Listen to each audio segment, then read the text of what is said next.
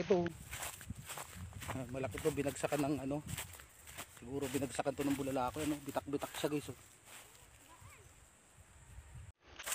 What's up guys, ayan, so nandito kami sa lugar kung saan merong kakaibang nangyari nung nag-solar eclipse. Di ba hindi natin naranasan dito sa Pilipinas, pero may kakaibang nangyari dito sa amin guys. Tara guys, samahan nyo kami. Ayan, so nandito kami sa isang lugar na parang gubat. Dati kasi wala to guys, ano.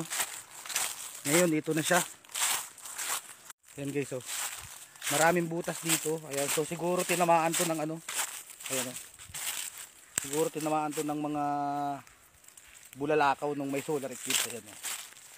Ayan, may butas pa dun, oh. Ayan, oh. Ayan guys, oh. Malalalim, ayan, oh. Ayan pa, meron pa dun.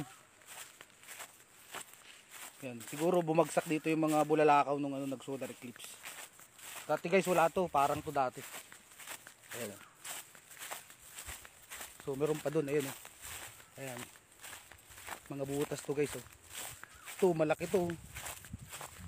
Malaki to, binagsakan ng ano. Siguro binagsakan to ng bulalakaw, ano. Bitak-bitak siya guys. Ang dami, madaming butas yan guys.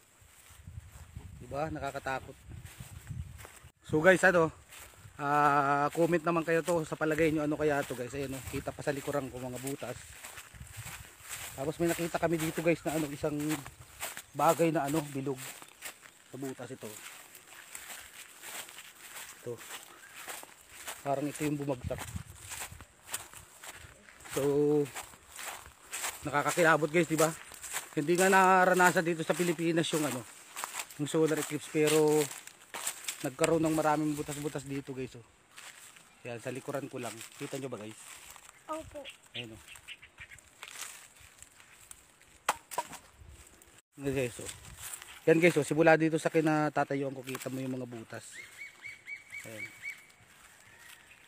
Grabe. Lalaking butas niya guys. Siguro bumagsak dito yung mga ano, meteor o kaya bulalakaw, ano guys. Grabe.